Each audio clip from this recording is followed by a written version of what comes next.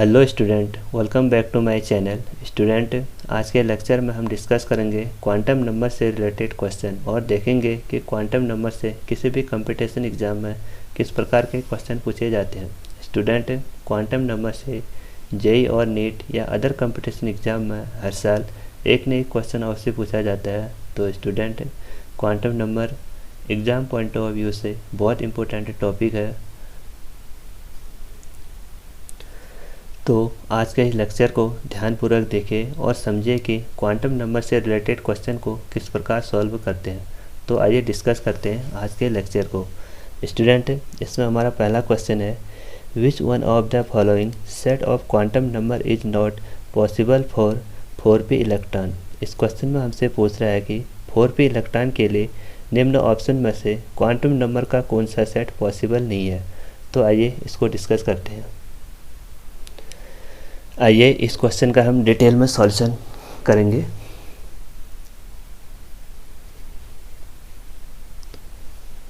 Question में दिया है हमको 4p इलेक्ट्रॉन। सबसे पहले हम ये समझेंगे कि 4p क्या रिप्रेजेंट करता है।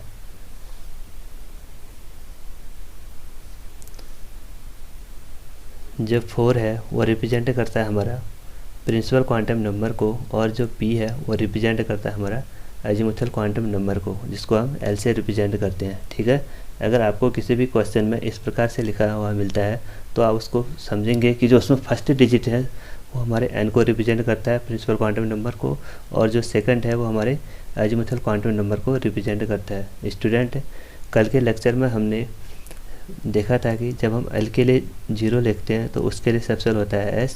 अगर हम L की वैल्यू 1 लिखते हैं तो उसके लिए सबसेल होता है हमारा P। अगर हम L की वैल्यू 2 लिखते हैं तो उसका सबसेल होता है हमारा D। अगर हम 3 लिखते हैं तो उसका सबसेल होता है हमारा F। और हमने यह भी समझा था कि जो L की वैल्यू है वो N पर डिपेंड करती है, और इसकी वैल्यू कहाँ से कहाँ तक होती है, 0 to n-1। तो यहाँ पे अगर हम L की वैल्यू को निकालेंगे तो इसकी वैल्यू कितनी आएगी हमारी, 0, 1, 2 एंड 3। और हमने यहाँ पे देखा कि जो L और N है इनकी वैल्यू कभी भी सेम नहीं होगी। हमेशा N की वैल्यू L से बड़ी होनी चाहिए। ठीक है, क्योंकि यहाँ पे देखो इसकी वैल्यू कहाँ से कहाँ तक वेरी हो रही है, 0 to n-1। ठीक है, तो यहाँ पे L की वैल्यू क्या क्या हो सकती है हमारी, 0, 1, 2 एंड 3। अगर L की वैल्यू 0 है तो क्या रिप्रेजेंट करेगा हमारा S सबसेल को। अगर L की वैल्यू 1 है तो क्या रिप्रेजेंट करेगा हमारे P सबसेल को। अगर 2 होगी तो D सबसेल को। अगर 3 होगी तो F सबसेल को। ठीक है, और कल के लेक्चर में हमने यह भी डिस्कस किया था कि जो थर्ड क्वांटम नंबर है, ये मैग्नेटिक क्वांटम नंबर M, उसकी वैल्यू किस में डिपेंड करती है हमारी अजीमुथल क्वांटम नंबर पर, और उसकी वैल्यू कहाँ से कहाँ तक वेरी करती है, -L to +L। तो यहाँ से मैग्नेटिक क्वांटम नंबर की वैल्यू क्या क्या हो सकती है हमारी, 0 भी हो सकती है, 1 भी हो सकती है, 2 भी हो सकती है, 3 भी हो सकती है। उसकी वैल्यू कहाँ से कहाँ तक वेरी करेगी हमारी, -L to +L। Suppose L की वैल्यू 0 है तो M की वैल्यू क्या होगी हमारी, 0।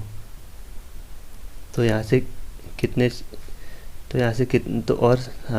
तो जो मैग्नेटिक क्वांटम नंबर है वो क्या रिप्रेजेंट करता है हमारा, नंबर ऑफ ऑर्बिटल। तो यहाँ से कितने ऑर्बिटल आए हमारे, 1। और जब हमने L की वैल्यू को 1 रखा तो M की वैल्यू क्या आएगी हमारी, -1, 0 एंड +1, क्योंकि M की वैल्यू कहाँ से कहाँ तक वेरी हो रही, -L to +1। और जब हमने L की वैल्यू को 2 रखा तो M की पॉसिबल वैल्यू क्या क्या हो सकती है हमारी, -2, -1, 0, +1, +2। तो M की वैल्यू कितने आए हमारे यहाँ पे टोटल 5, 1, 2, 3, 4, 5। और यहाँ पे कितने आए, जब हमने L की वैल्यू को 1 रखा था तो इसकी वैल्यू कितने आई, 3 क्या रिप्रेजेंट करता है हमारा ऑर्बिटल को, यानी मैग्नेटिक क्वांटम नंबर हमारे नंबर ऑफ ऑर्बिटल को रिप्रेजेंट करता है। ठीक है, ऐसे ही हम जब L की वैल्यू को 3 रखेंगे तो M की वैल्यू क्या आगे आए हमारी, -3, -2, -1, 0, +1, +2, +3। तो यहाँ पे टोटल कितने ऑर्बिटल आए हमारे 1 2 3 4 5 6 7, ठीक है। और यहाँ पे n की वैल्यू क्या है 4। तो यहाँ से हमने ये देखा कि n की वैल्यू क्या है और l की वैल्यू क्या है और m की वैल्यू क्या है, ठीक है। तो आइए अब देखते हैं ऑप्शन में कौन कौन से। तो आइए अब देखते हैं ऑप्शन में क्वांटम नंबर के कौन कौन से नंबर दिए हैं, ठीक है। तो यहाँ पे हमारा 4p, तो फर्स्ट में हमारा n के लिए हमारी n के लिए हमारी वैल्यू 4 हो सकती है। तो सब ऑप्शन में n के लिए 4 है, n की वैल्यू सब में क्या है 4 है। तो l की वैल्यू क्या क्या हो सकती है हमारी 0 0 1 2 3। तो इस ऑप्शन में l की वैल्यू क्या है 1, इस ऑप्शन में भी 1, इस ऑप्शन में 1 और इस ऑप्शन में 1। तो ये अभी तक तो हमने और n और l के बेस में देखा कि सब में पॉसिबल वैल्यू आ रही है क्वांटम नंबर की, ठीक है। अब हम किसके अकॉर्डिंग देखेंगे, मैग्नेटिक क्वांटम नंबर के अकॉर्डिंग। उसकी वैल्यू क्या क्या हो सकती है हमारी 0 भी हो सकती है, 0 भी हो सकती है, +1 भी हो सकती है, +2 भी, +3 भी,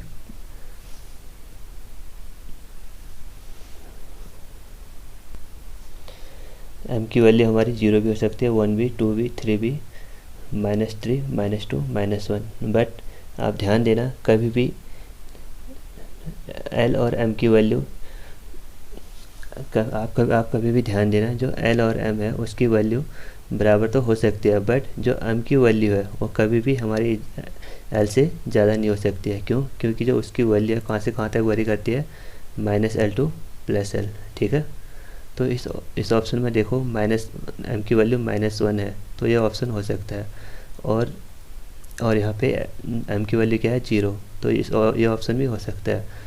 और इस ऑप्शन में देखो जो m की वैल्यू -1 है, ये ऑप्शन भी हो सकता है। बट यहाँ पे जो m की वैल्यू है वो -2 है, जबकि यहाँ पे जो l की वैल्यू है वो 1, जो l की वैल्यू है 1 है। बट तो यहाँ पे m की वैल्यू क्या है l से ज़्यादा है, जबकि जो m की वैल्यू l से ज़्यादा नहीं होनी चाहिए, ठीक है। तो हमारा कौन सा ऑप्शन हो गया, ऑप्शन नंबर 3।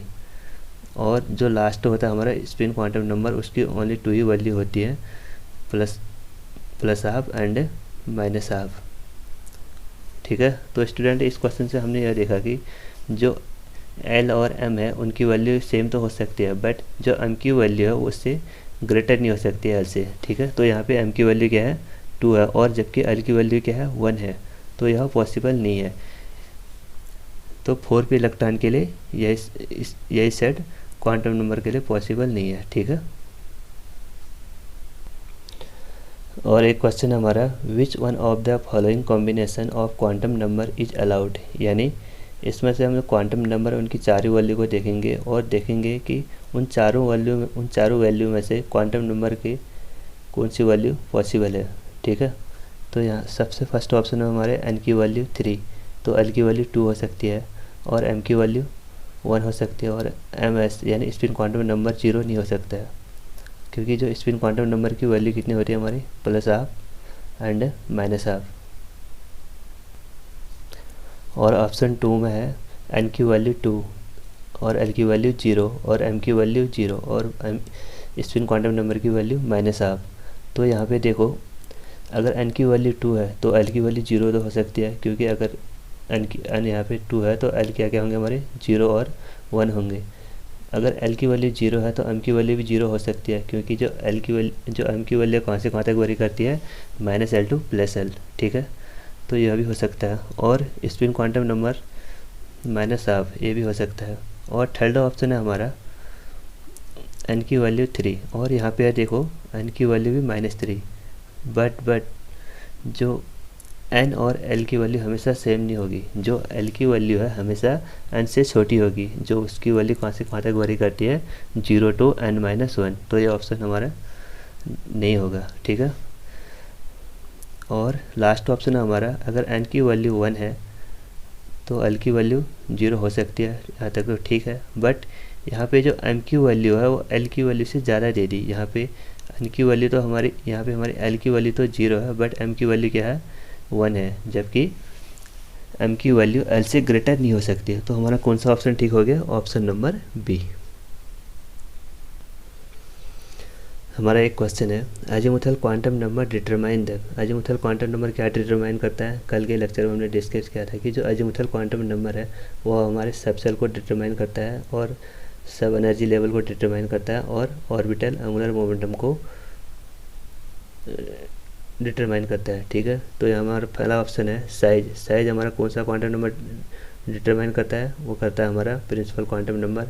सेकंड ऑप्शन हमारा स्पिन। स्पिन हमारा स्पिन क्वांटम नंबर डिटरमाइन करता है। और थर्ड है हमारा ओरिएंटेशन। ओरिएंटेशन हमारा मैग्नेटिक क्वांटम नंबर डिटरमाइन करता है। और लास्ट ऑप्शन हमारा angular momentum of orbital. Angular momentum of orbital को ही अजीमुथल क्वांटम नंबर डिटरमाइन करता है, जिसको हम फाइंड आउट करते हैं L+1 से। तो इसका कौन सा ऑप्शन हो गया? Option number D. ठीक है, अगला क्वेश्चन है हमारा, one the value of azimuthal quantum number is, azimuthal quantum number L is 2, तो value of n will be. तो इस क्वेश्चन में पूछा है कि अगर L की वैल्यू 2 है तो n की वैल्यू क्या हो सकती है?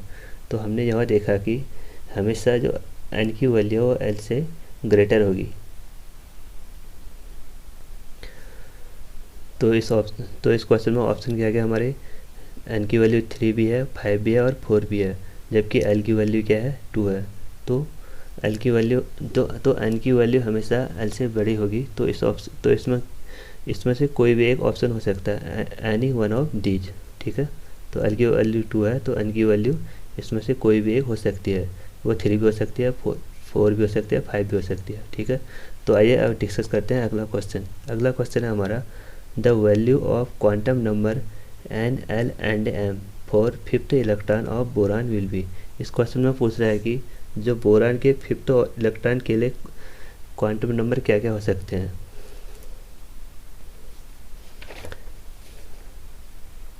सबसे पहले हम डिस्कस करेंगे बोरान का इलेक्ट्रॉनिक कॉन्फ़िगरेशन। इलेक्ट्रॉनिक कॉन्फ़िगरेशन को हम कल के लेक्चर में डिस्कस करेंगे,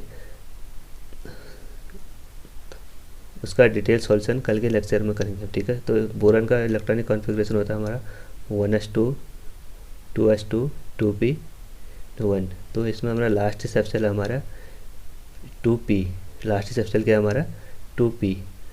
तो 2p तो अभी हमने डिस्कस किया था, जैसे 4p में 4 क्या रिप्रेजेंट करता है हमारा प्रिंसिपल क्वांटम नंबर को, और p क्या रिप्रेजेंट करता है हमारा अजीमुथल क्वांटम नंबर को। इसमें भी हम डिस्कस करेंगे जो n है वो क्या, जो 2 है वो क्या रिप्रेजेंट करेगा हमारा n को, यानी प्रिंसिपल क्वांटम नंबर को।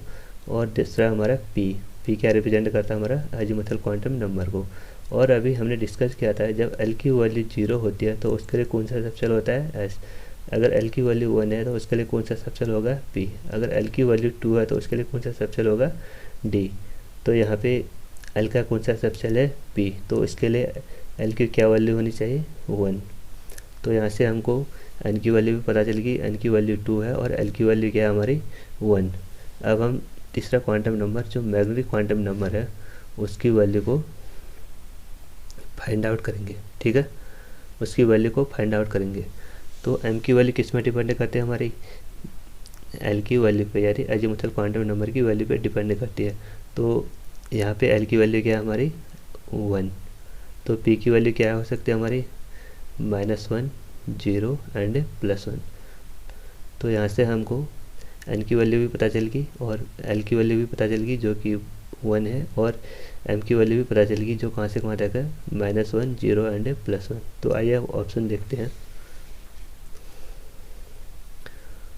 तो इसमें कौन सा सबसेल आया था हमारा 2p। 2p के लिए जो n की वैल्यू आएगी वो आएगी हमारी 2। इस ऑप्शन में n की वैल्यू 1 है तो ये तो पहले आउट हो गया। और यहाँ ऑप्शन बी, इस ऑप्शन में n की वैल्यू क्या है 2, तो यह हो सकता है। और L की वैल्यू क्या है +1, यह भी हो सकता है। और m की वैल्यू क्या है -1, तो यह हो सकता है। और भी ऑप्शन चेक करते हैं। यहाँ पे n की वैल्यू 2 है और L की वैल्यू भी 2 है। तो जबकि हमने अभी यह देखा कि जो n और L है उनकी वैल्यू हमेशा सेम नहीं होगी, जो L की वैल्यू होगी हमेशा n से छोटी होगी। तो यह ऑप्शन नहीं हो सकता है। ठीक है, और लास्ट ऑप्शन है हमारा n की वैल्यू तो यहाँ पे 1 है और L की वैल्यू क्या है भाई 2 है, जबकि यहाँ पे L की वैल्यू ग्रेटर है n से, तो यह ऑप्शन भी नहीं हो सकता। तो हमारा कौन सा ऑप्शन होगा? ऑप्शन नंबर बी, जहाँ पे n की वैल्यू 2 है और l की वैल्यू 1 है और m की वैल्यू -1 है। तो स्टूडेंट एक और क्वेश्चन है फार्मूला बेस्ड जो हमने कल डिस्कस किया था। यह हमारा the total number of orbital in a shell with principal quantum number N is. ये कह रहा है कि सेल में टोटल नंबर ऑफ ऑर्बिटल कितने होंगे। कल हमने डिस्कस किया था कि किसी भी सेल में टोटल नंबर ऑफ इलेक्ट्रॉन कितने होते हैं हमारे 2n², और किसी भी सेल में टोटल नंबर ऑफ ऑर्बिटल क्या होते हैं हमारे n²। तो यहाँ पे कौन सा ऑप्शन हो गया, ऑप्शन नंबर सी n²। यहाँ पे आप ध्यान देना कि वो नंबर ऑफ ऑर्बिटल पूछ रहा है या नंबर ऑफ इलेक्ट्रॉन पूछ रहा है। इस क्वेश्चन में पूछा हमारा total number of orbital in a shell, तो कितना है हमारा n²। अगर इसी क्वेश्चन में पूछा होता है कि टोटल नंबर ऑफ इलेक्ट्रॉन, तो उसके लिए क्या वैल्यू आती है हमारी 2n²। ठीक है, तो यहाँ पे छोटी छोटी गलतियों को ध्यान से देखना। तो हमारा एक क्वेश्चन और है, the maximum number of electron in a subshell with l = 2। ये पूछ रहा है कि अगर किसी सब सेल में l की वैल्यू 2 है तो उसमें टोटल कितने इलेक्ट्रॉन होंगे। कल हमने एक फार्मूला डिस्कस किया था कि किसी सब सेल में मैक्सिमम नंबर ऑफ इलेक्ट्रॉन क्या हो सकते हैं हमारे 2l + 1। तो इसको हम, तो यहाँ पे अगर हम l की वैल्यू 2 रखेंगे तो 2 × 2, l की वैल्यू क्या है हमारी 2, तो 2 × 2 + 1, तो यहाँ पे कितना आएगा 10। तो maximum number of electron in a subshell, जब l की वैल्यू 2 है तो उसके लिए कितने नंबर ऑफ इलेक्ट्रॉन आएंगे हमारे 10। ठीक है, अगर इसी क्वेश्चन में पूछता है कि किसी सब सेल में मैक्सिमम नंबर ऑफ ऑर्बिटल कितने होते हैं, तो उसके लिए क्या फार्मूला था हमारा 2l + 1। ठीक है, आप क्वेश्चन में ये देखना है कि किसी भी सब सेल में इलेक्ट्रॉन के बारे में पूछ रहा है या ऑर्बिटल के बारे में पूछ रहा है। तो स्टूडेंट हमारा आज का लास्ट क्वेश्चन है जो नीट 2023 में आया था, वह हमारा the relation between N M, यानी जो यहाँ पे एन एम रिप्रेजेंट कर रहा है वो एन एम रिप्रेजेंट करता है the number of permissible value of magnetic quantum number. यानी एन एम वो क्या रिप्रेजेंट कर रहा है हमारा मैग्नेटिक क्वांटम नंबर को। इसको हम बेसिकली एम से रिप्रेजेंट करते हैं, बट क्वेश्चन में एन एम से रिप्रेजेंट किया है तो उसको हम एन एम के फॉर्म में फाइंड आउट करेंगे। पूछ रहा है कि the relation between N M यानी magnetic quantum number for a given value of azimuthal quantum number. ये हमसे यह पूछ रहा है कि अजीमुथल क्वांटम नंबर और मैग्नेटिक क्वांटम नंबर में क्या रिलेशन होता है। तो स्टूडेंट अभी हमने डिस्कस किया था कि किसी भी सब सेल